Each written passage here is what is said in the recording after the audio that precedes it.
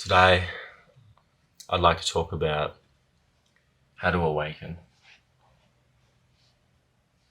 I think it's what everyone wants to know how to do, right? How do I awaken? How do I have enlightenment? And usually the thought pattern that follows is, how do I get awakening so I can be free of suffering?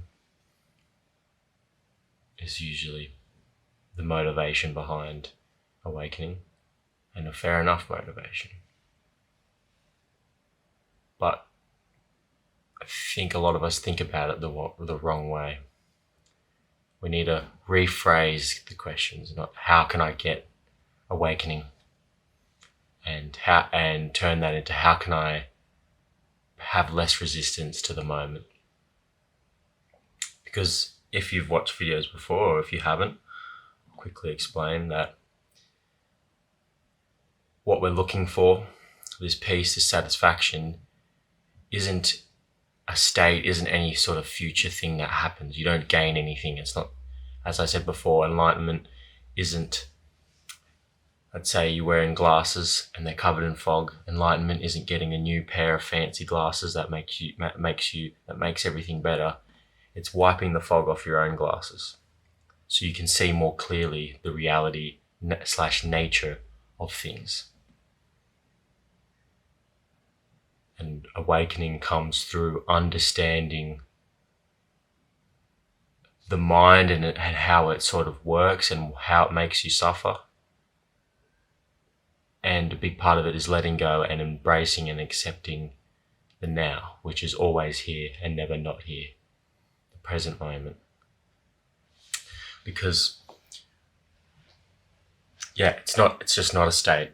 It's not this thing that you get and then you're all wise and stuff. It's a letting go of a structured way of being that we've been our whole life.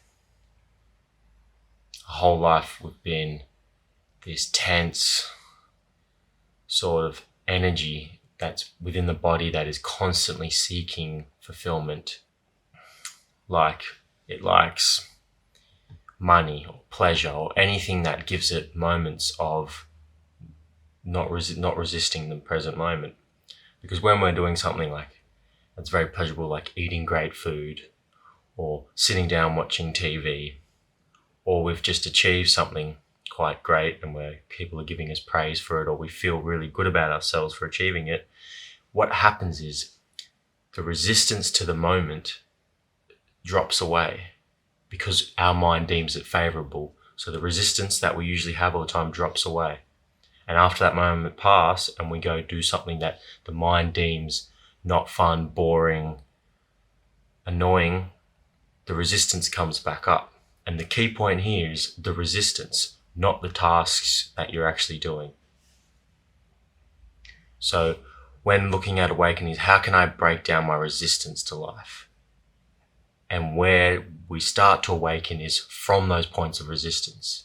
So if you look at your life and you go, I'm very resistant to a certain person, learn how, if you can find a way to deal with that person and find peace and be able to let go of whatever emotions they're arising by becoming aware of the emotions, not getting pulled in by them, feeling them, letting them pass. From there, that's how we start to awaken, is going where there is looking for the resistance in life, because that's where the issue is, until eventually we get so good at breaking resistance to things, and we may have to start with small things till we get to the big things. Like maybe we are resistant to washing the dishes, and eventually we just realize, it's not that bad washing. Somehow we break the resistance by observing the mind and noticing all the stories it tells about washing the dishes and how this is boring and how this is a waste of time, and we let that go. And then we work up and we keep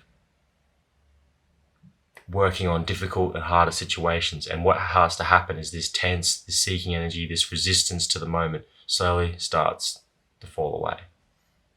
And that's part of it. And there's also a part of having insights into reality. But you can have so many insights, but still find suffering in washing the dishes because you haven't embodied those insights that you've got. You may have insights into presence is everything yet you get pissed off at when someone cuts you off when they're driving their car. Because you haven't embodied it. You haven't used what you've learned to deal with difficult situations. You're still turning away from the world. This is my advice when it comes to awakening and embodying it. Is go towards the suffering, go towards the resistance. Now, sometimes resistance is telling you something, that this person or this situation isn't right for you. But sometimes it's also a great opportunity to let go a bit more into life, surrender a bit more, be in the present, find a way around it. Because spirituality doesn't work. You can't use spirituality to ignore your problems. Thanks for watching, and I'll see you guys on the next one.